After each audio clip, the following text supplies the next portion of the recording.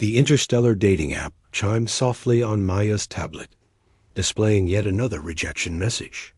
She stared at the familiar words dancing across the holographic screen. Species incompatible.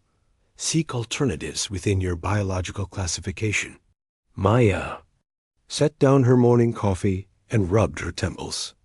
6 months aboard the galactic station New Harmony, and she had received exactly 47 rejections from potential romantic partners. The reasons varied, but the outcome remained constant. Too primitive, too emotional, too unpredictable, too human.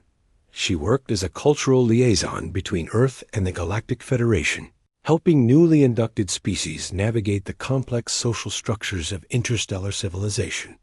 Her colleagues respected her professional abilities, but personal connections proved elusive. The irony wasn't lost on her. She helped others find their place in the galaxy, while struggling to find her own. The station buzzed with activity as beings from dozens of worlds conducted business, formed friendships, and yes, romantic partnerships. Maya watched couples stroll past her window crystalline viridians, whose bodies chimed in harmonic frequencies, gaseous Nethys, who communicated through color shifts, and the ever-logical Corvani, who processed emotions like mathematical equations. Tablet chimed again. Another match request had arrived, this time from someone named Alex. The profile showed a human designation, but Maya had learned not to trust the system's accuracy. She had been matched with 3 different silicon-based lifeforms who claimed human status due to translation errors. She opened the message thread, expecting another polite rejection or confused inquiry about her carbon-based biology. Instead, she found something unexpected. Hi, Maya. I read your profile and noticed you mentioned loving Earth sunsets. I haven't seen one in 2 years. Mind if I ask what you miss most about home? Maya blinked at the message. No immediate species. Verification questions. No biological compatibility assessments. Just a simple, genuine inquiry about her feelings. She typed back carefully. The way the light changes everything. Makes the ordinary world look magical for a few minutes. What? About you? What do you miss? The response came quickly. Rain, specifically the smell right before it starts. The anticipation of it. Out here, weather is just atmospheric processing. Very efficient, completely predictable, and utterly boring. Maya smiled despite herself. She had grown accustomed to alien perspectives on human experiences, usually dismissive or confused. Alex's response carried a familiar longing that resonated deeply. Their conversation continued throughout the day.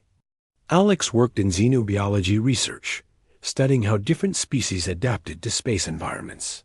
They discussed the challenges of maintaining human connections in an overwhelmingly alien environment, the strange comfort of familiar foods replicated by machines, and the way homesickness could strike at unexpected moments.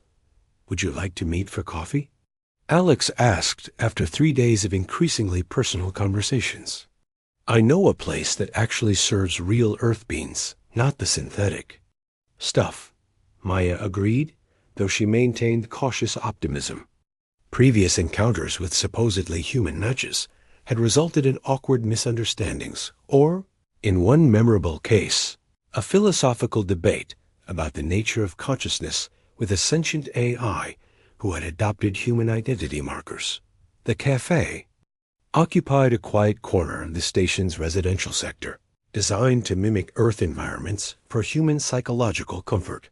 Maya arrived early, choosing a table near the artificial window that displayed a slowly rotating view of nearby stars.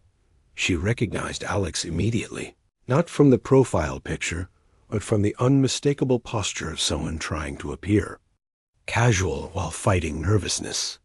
Alex was tall, with dark hair and eyes that seemed to take in everything at once. Most importantly, Alex was undeniably human. Maya? Alex approached with a hesitant smile. I have to admit, I was half convinced you might be a Corvani using advanced translation protocols.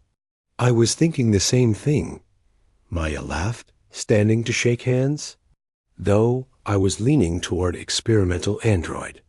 They ordered coffee and settled into conversation with the ease of two people who had already shared their thoughts through digital messages.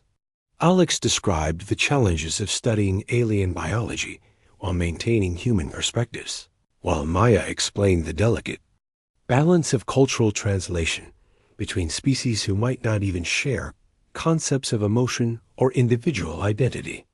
The hardest part, Alex said, stirring cream into coffee, is feeling like you're always performing humanity for an audience that doesn't quite understand the show. Maya nodded emphatically.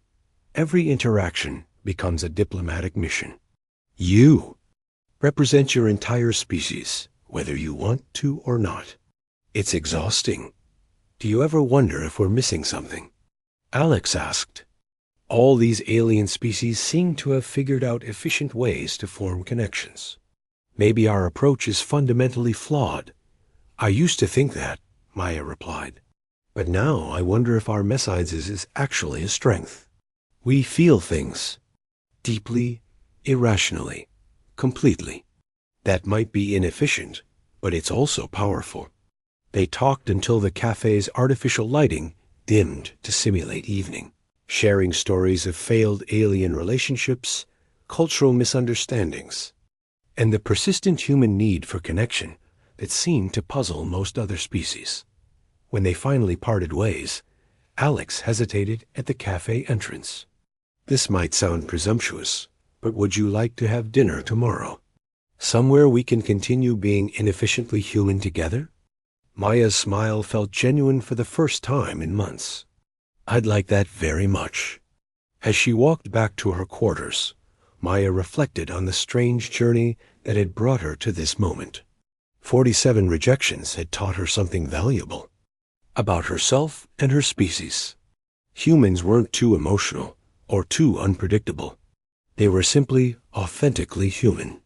And sometimes that was exactly what another human needed.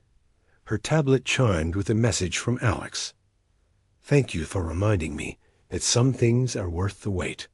Maya typed back, thank you for proving that the best connections are often the ones closest to home.